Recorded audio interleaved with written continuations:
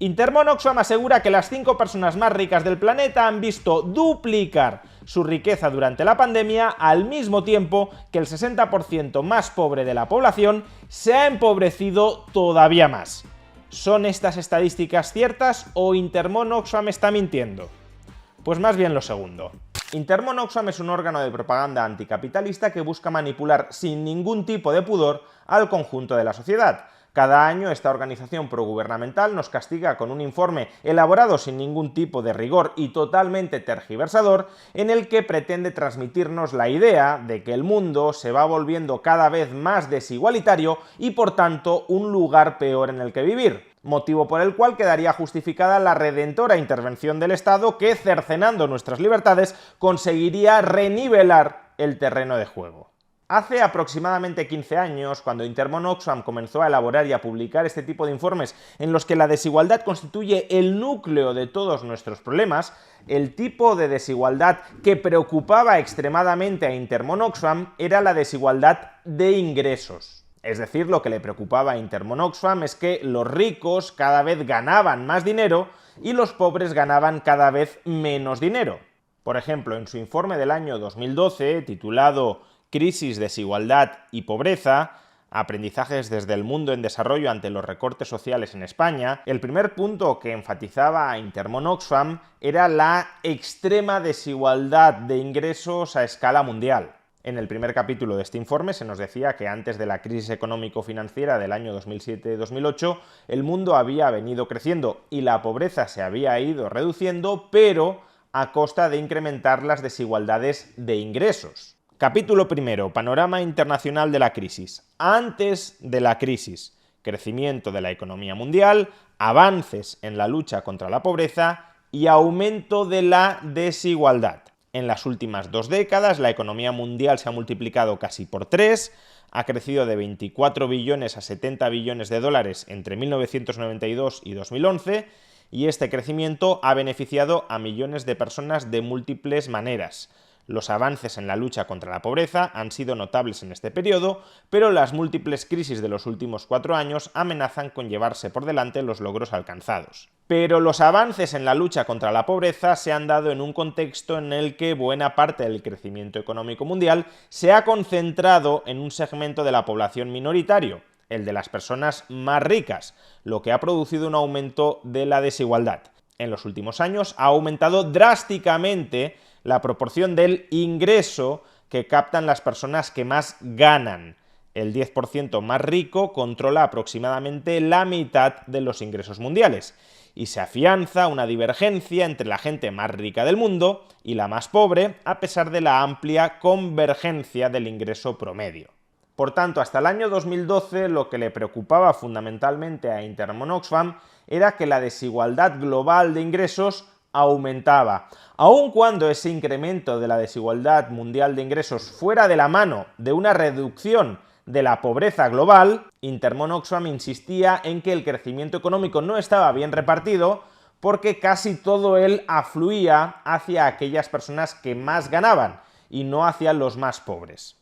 Esto era totalmente falso. Cualquiera que haya visto en alguna ocasión el famoso gráfico del elefante de Branko Milanovic sabe que los estratos de la población mundial que experimentaron aumentos relativos de su renta per cápita más elevados fueron los estratos de la población mundial más pobres.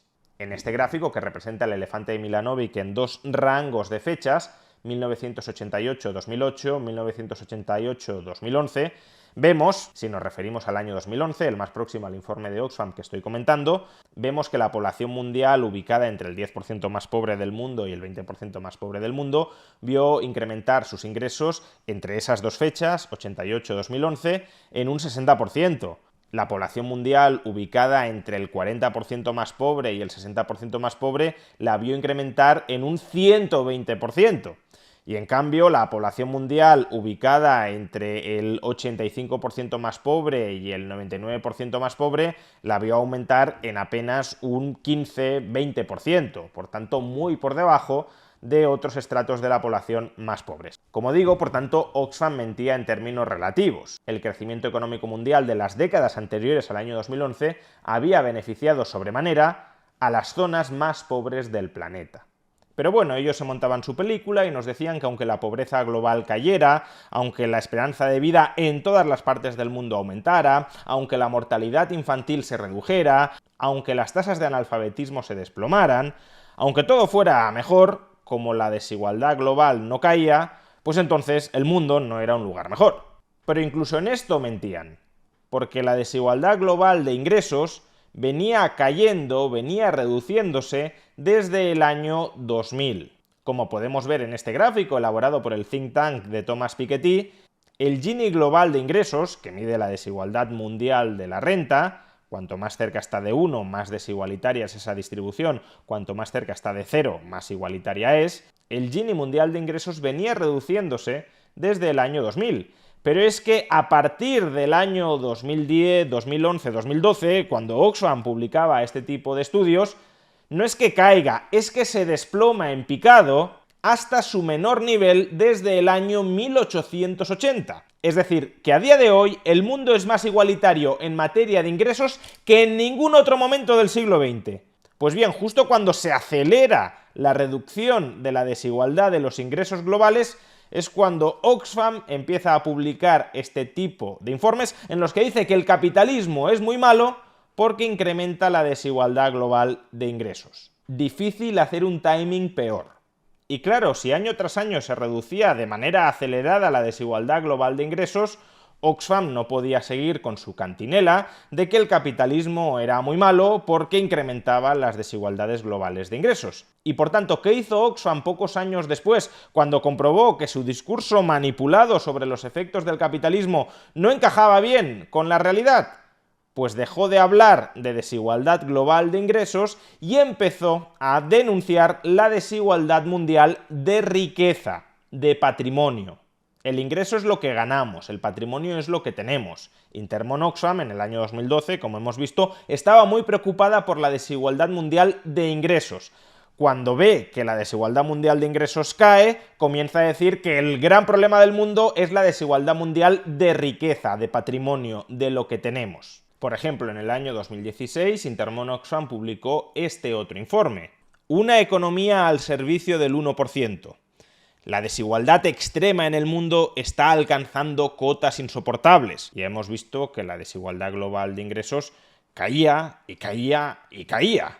Con lo cual, claro, Oxfam no nos puede estar hablando de que la desigualdad global de ingresos está alcanzando cotas insoportables, porque no deja de caer año tras año tras año. Actualmente, el 1% más rico de la población mundial posee más riqueza, es decir, más patrimonio, que el 99% restante de las personas del planeta. Es verdad que dentro del informe volvían a hablar de la desigualdad de ingresos, aunque nunca para decir que la desigualdad de ingresos se reducía, sino para mostrar que ésta seguía siendo muy alta. Pero el foco principal del informe deja de ser la desigualdad de ingresos y pasa a ser la desigualdad de riqueza. Porque es verdad, la desigualdad de riqueza no solo era más elevada que la desigualdad de ingresos, sino que además venía aumentando año tras año. Y con este discurso, que los ricos cada vez acaparan un porcentaje más elevado de la riqueza del patrimonio global, mientras que los pobres se tienen que contentar cada vez con un porcentaje más bajo de esa riqueza global, lo que no solían aclarar cuando redactaban estos titulares es que, si bien los pobres tenían un porcentaje más bajo de la riqueza global, la riqueza de los pobres iba en aumento. No es que los ricos fueran cada vez más ricos y los pobres más pobres, sino que la riqueza de los ricos aumentaba más rápidamente que la riqueza de los pobres, pero la riqueza de los pobres también aumentaba. Como digo, este discurso lo han podido exprimir y machacar en sus informes anuales durante los últimos años porque, efectivamente, como he mencionado antes, la desigualdad global de riqueza ha aumentado durante los últimos años. ¿Pero qué sucedió en el año 2022?